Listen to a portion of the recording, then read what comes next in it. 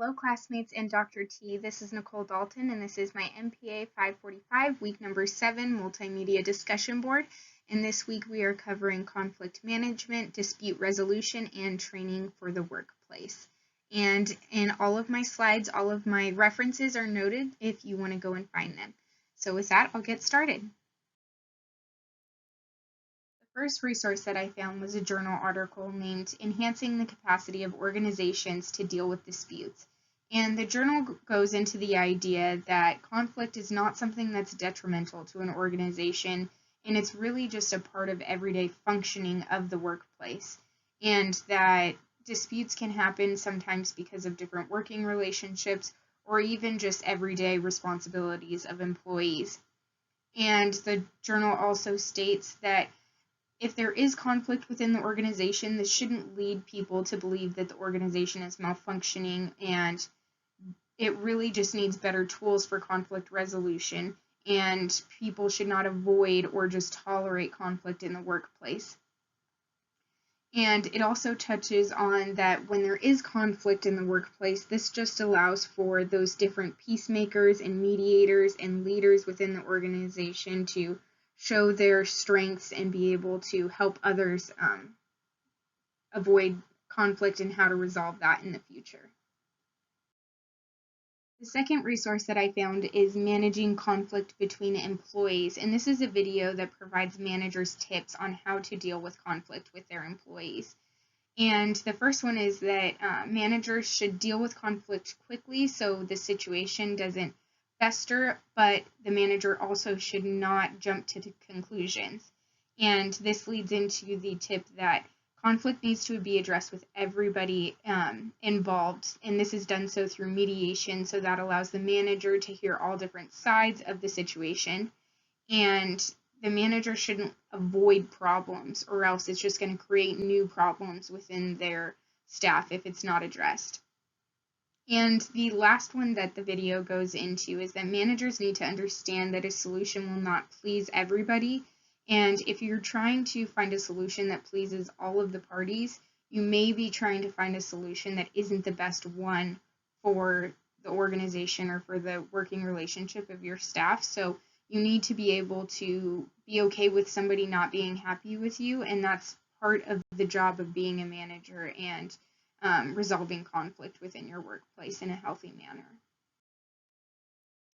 The third resource that I found was an article written by Forbes Coaches Council, and it's the 5 conflict management strategies. And so this is another resource for managers to go to on how to deal with conflict in their workplace.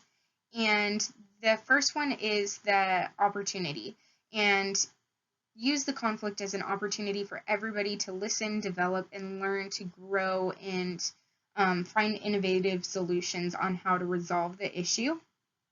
And the second is giving and receiving feedback. So build a culture of allowing feedback to happen to create dialogue, engagement, and communication that's built on trust.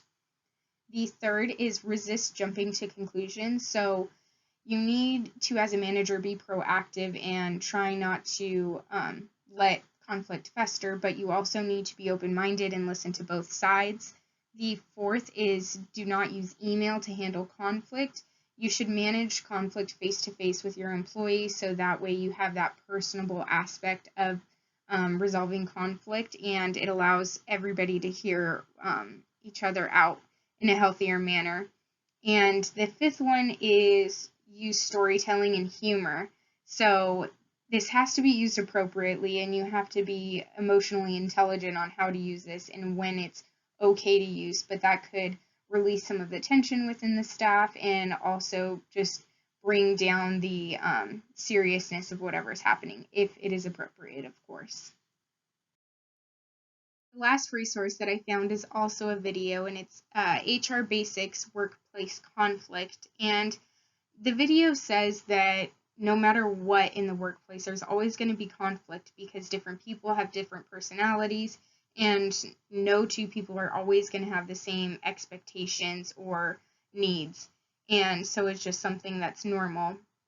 It also says that conflict often occurs because of miscommunication, different values and interests, and just competing for whatever resources are available, and even sometimes poor performance from a different employee.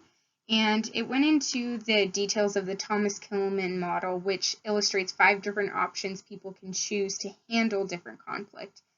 And when you're handling conflict, you shouldn't limit yourself to what kind of solution you're going to find, because every situation is going to be different. So you're going to have to switch gears in between different strategies on how to resolve conflict. And that's going to be heavily weighing on the manager to be able to understand and analyze the conflict and how to best resolve that.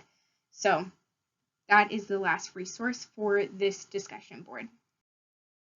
A conflict scenario that could arise in a government department is trying to hire a new department director, and there's 2 deputy city managers that like 2 different candidates for different reasons, and they're both very strong in their choices. So in that case, the city manager would have to step in and listen to both of their reasonings as to why they feel that candidate should be selected and try to come to a resolution. So as a city manager, he's going to need to decide whether they go out for a new recruitment to find a more suitable candidate that fits both of the deputy city manager's needs, or the city manager makes one of the deputy city managers upset and selects one of the candidates. And as a manager, sometimes that is just your role. The training that I would suggest is a conflict resolution, and because conflict management is a highly emotional topic, I would suggest that this be done in person, and the city could bring in a consultant who specializes in conflict management to expose the team to different styles and approaches on how to resolve conflict. And things that they could do is role playing or come up with different scenarios, or even bring up past experiences and maybe how they could have handled it differently. And this is also going to be on the job training. There's going to be mentors throughout the organization who can help other colleagues through conflict resolution and how to better practice it. Thank you for listening to my presentation. I hope you all have a great week.